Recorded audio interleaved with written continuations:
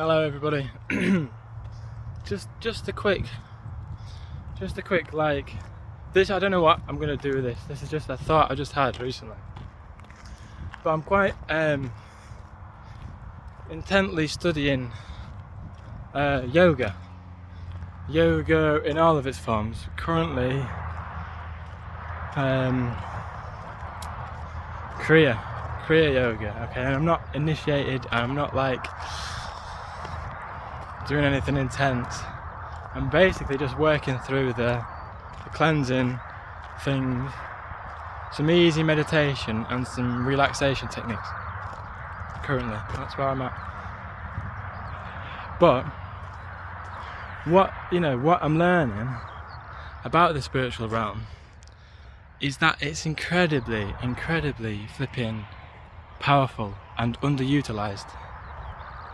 Okay, and I'm not just talking about Kundalini, okay, which, if you don't know what Kundalini is, it's an intense, like, life force energy.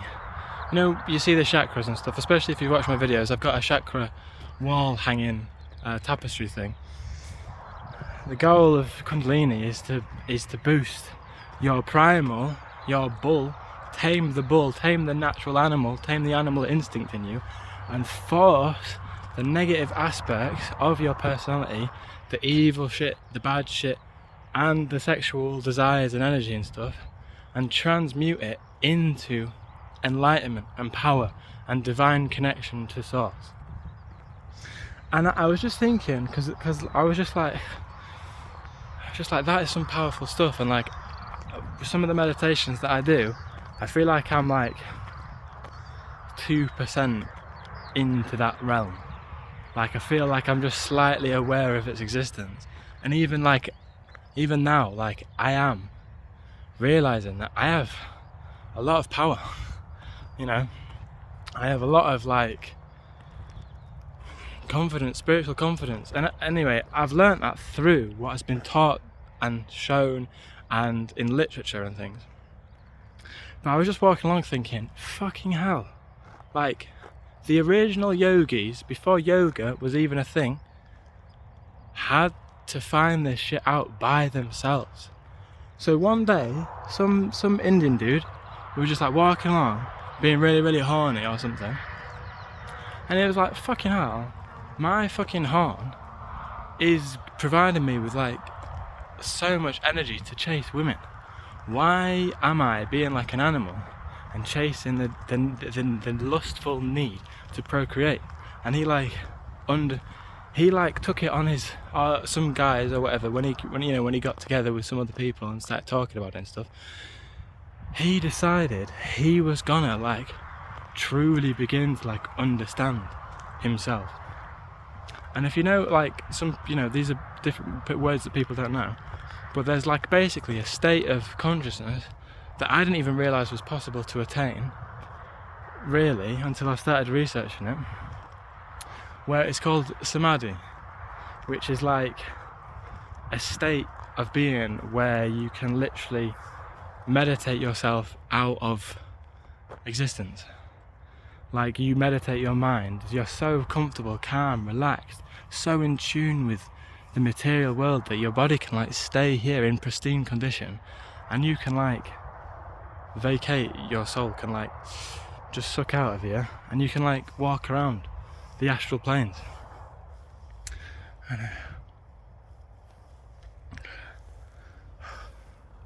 Hiya. Where people in such intense, heavy meditative states can literally experience like divine consciousness. And someone had to find that out. Somebody was the first person to do that, okay? Apart from maybe when we die, which obviously we don't know about, they believe that DMT in the pineal gland, which is like the centre of the brain which produces like conscious experience, there's like a lot of DMT, which is like, they call it the God molecule, and they would say that DMT is what generates consciousness. Now samadhi, I'm expecting, is a deep connection to the pineal gland. And when you reach that pinnacle, that like you can like condense your entire being into that one pinprick of like experience. You can like blast off into space.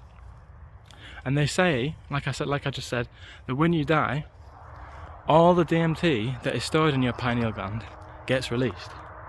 So, like, when we die, that's why you see like a light at the end of the tunnel, because that is basically when you die, all of your consciousness like explodes and shoots your spirit, your soul, into the astral planes. Somebody had to find that out by themselves.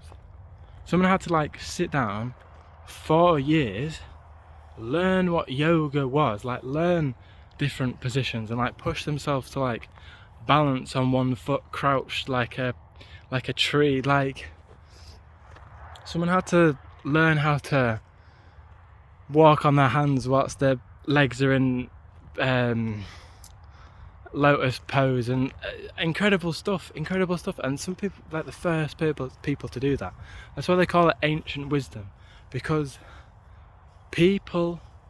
humans, when they had no distractions, when they had nothing but time on their hands and peace and relaxation, they had all the time in the world to discover like divinity, to discover God, to discover universal consciousness. They could do that, and they were the first people to do it. And when they pinged off into space and came back down to earth, like the Buddha did, like, you know, flipping all these sages and stuff, they come back down to earth and I'm like, mate, you need to try this. You need to try this shit, mate. This is better than the fucking ganja we've been smoking. Jesus. And then they discovered Jesus and wrote a big book about him. Anyway, whoever that guy is. And because Jesus was enlightened like that as well.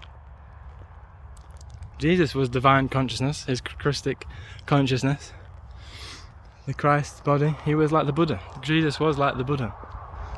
And anyway, I just thought I'd share that with you. I've done 2 videos today, but I just was like, flipping heck, like we have access to this knowledge as well. That's what I'm studying. Without the guidance of a yogi and stuff. So I'm not obviously not going to be super adept at it for a good few years probably.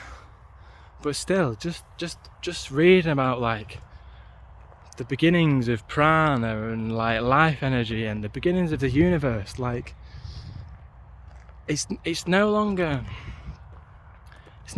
like this scary thing. It's like I am.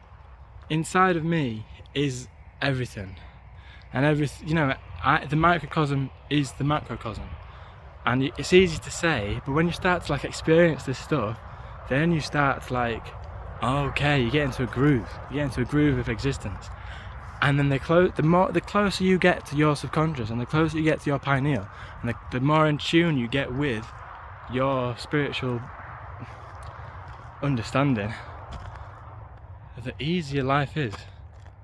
And it's not to say life is without suffering, but you can just handle it a lot better, and you can still be happy, still be free of suffering, still be free of fear.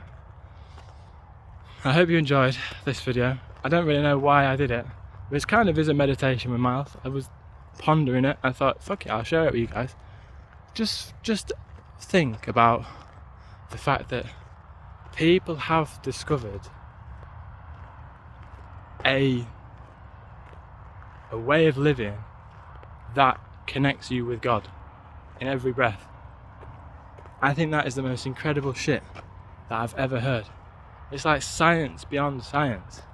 It's like understanding stuff that can't be physically touched. That takes some skill. That takes some fucking serious skill. You can't study this stuff, you have to live it. And people lived it. Somebody reached samadhi for the first time one day. And anyways, I love you all. I appreciate it. And thank you for watching. Yeah, I'll see you later.